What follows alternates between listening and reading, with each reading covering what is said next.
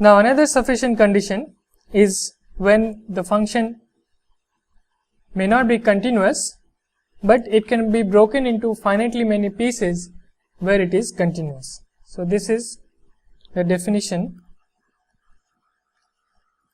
of a piecewise continuous function.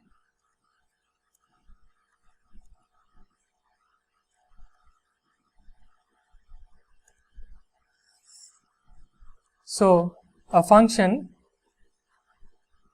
let's call it f, from a closed interval a b to r is called piecewise continuous if there exists a finite subdivision,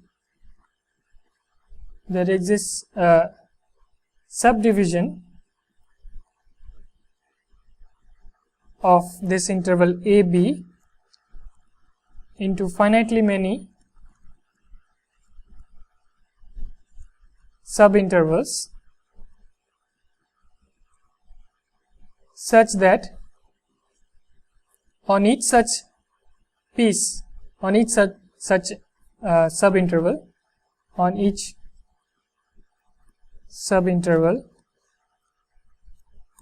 the function f is continuous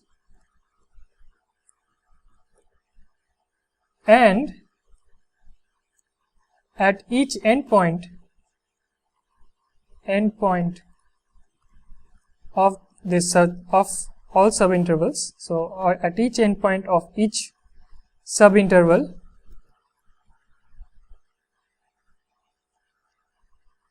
the left hand limit and the right hand limit exist.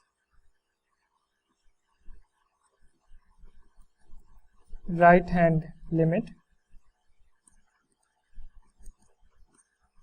exist, but they may not be equal. So we have already seen an example, so let me redraw. So this is our A, this is our B. So if we can divide this interval AB into finitely many pieces,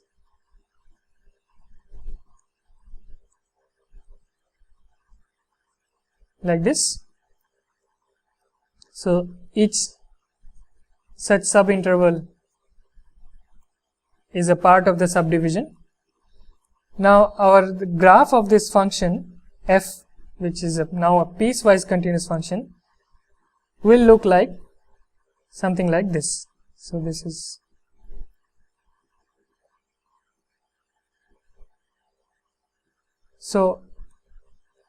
on each piece it is a continuous function and the left hand side and the right hand side limit exist, which mean that they are finite limits.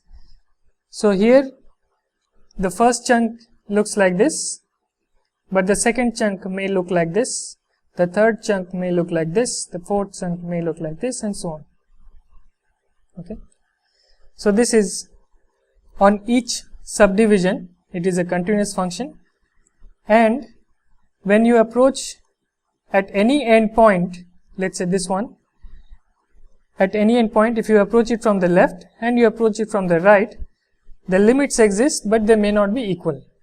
In case of a continuous function, they were equal, and they were equal also, the left and the right hand side limits were also equal to the value of the function at this endpoint, but here also they may not be equal. So first of all, the left hand and the right side, the right hand limits may not be equal, and they may not be equal to the value of the function at this point, which may lie here. So this is, if this point is C, this is can be f of C, and this is the left limit and this is the right limit, and all three are different. Still, the left hand and the right hand side limits exist, and this is all we want for a piecewise continuous function.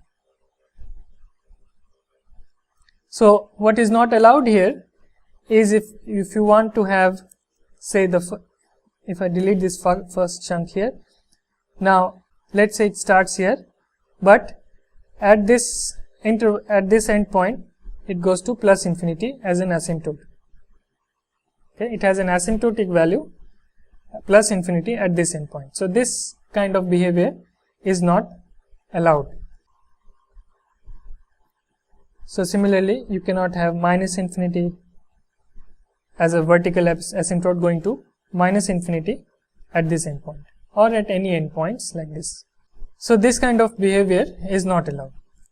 Once we know the definition of piecewise continuous function, we can state a sufficient condition that integral a to b ft dt exists if f is piecewise continuous on this interval ab. Okay, so this gives us sufficient conditions for the existence of Riemann integrals on closed and bounded intervals. Now for improper Riemann integrals, we can state a sufficient condition, improper Riemann integrals of the form integral a to infinity ft dt. So we can state this theorem, which is a sufficient condition for existence of this integral.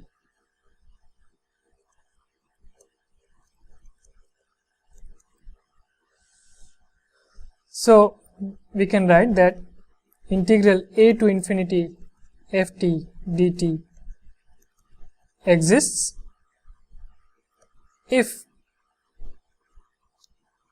first condition, the function ft is piecewise, the function ft is piecewise continuous on the interval a capital R for all r greater than a. Okay, first of all, it has to be piecewise continuous on this closed interval AR for every r greater than a. Secondly,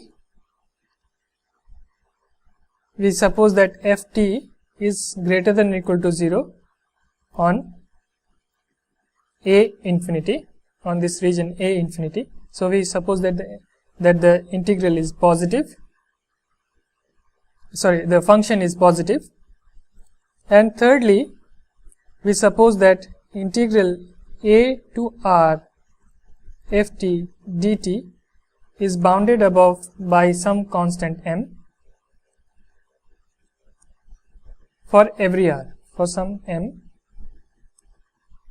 for every r greater than a.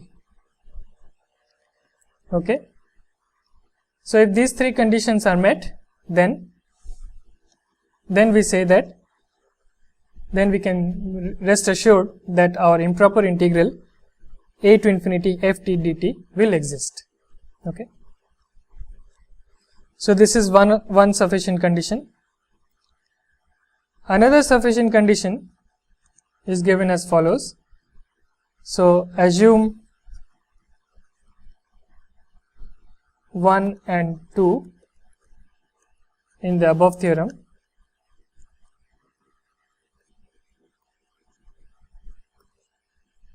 meaning that first, that ft is piecewise continuous on each interval of the form AR, closed interval for r greater than a, and it is positive on a infinity. Now we suppose that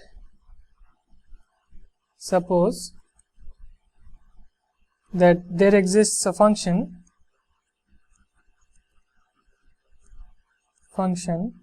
gt such that ft less than or equal to gt for all t in a infinity. So ft is bounded above by this function gt for all t, and the improper integral gt dt exists, then we can say that the improper integral of ft dt also exists. So this is a kind of comparison theorem where you have two functions, and the right hand side function you know that its improper Riemann integral exists, then the improper Riemann integral of the left hand function is also finite and exists. So these are two sufficient conditions that I want you to know, and they can be used to check whether some integrals are exist as an improper Riemann integral or not. So let me give a couple of examples. So the first case is ft is e to the power minus t. Now we already know that this integral, the improper Riemann integral from 0 to infinity ft dt exists. We have computed it using the limits, but we can also apply the first theorem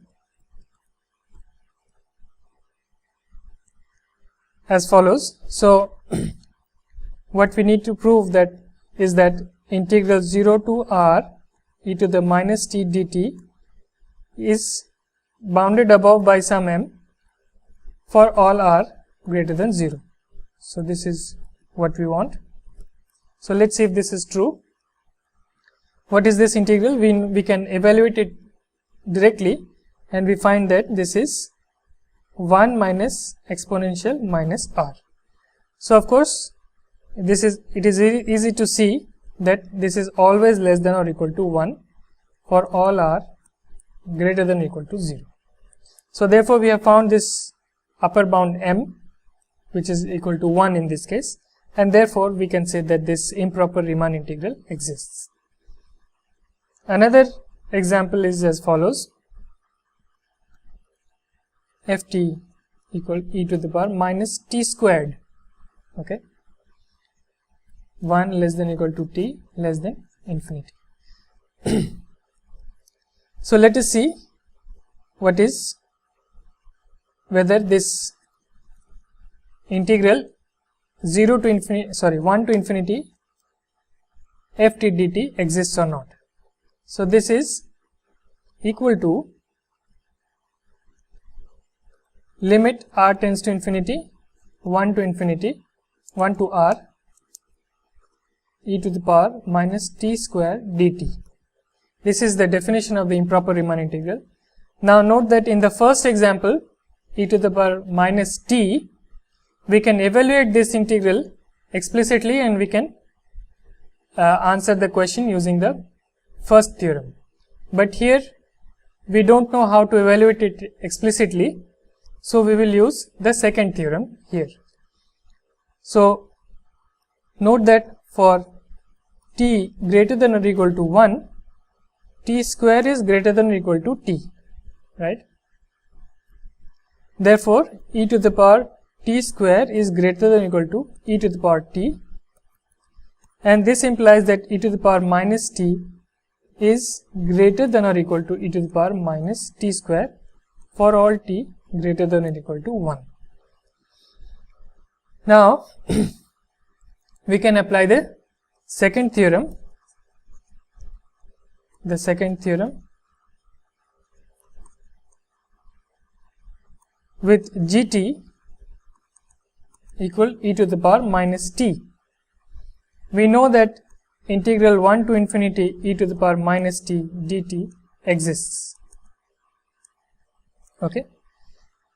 In the same fashion as we did it for 0 to infinity, we can also evaluate it from 1 to infinity, and one can show that this exists. And we have shown that this is e to the power minus t square is less than or equal to e to the power minus t, and these are both positive. Therefore by the second theorem integral 1 to infinity e to the power minus t square dt also exists.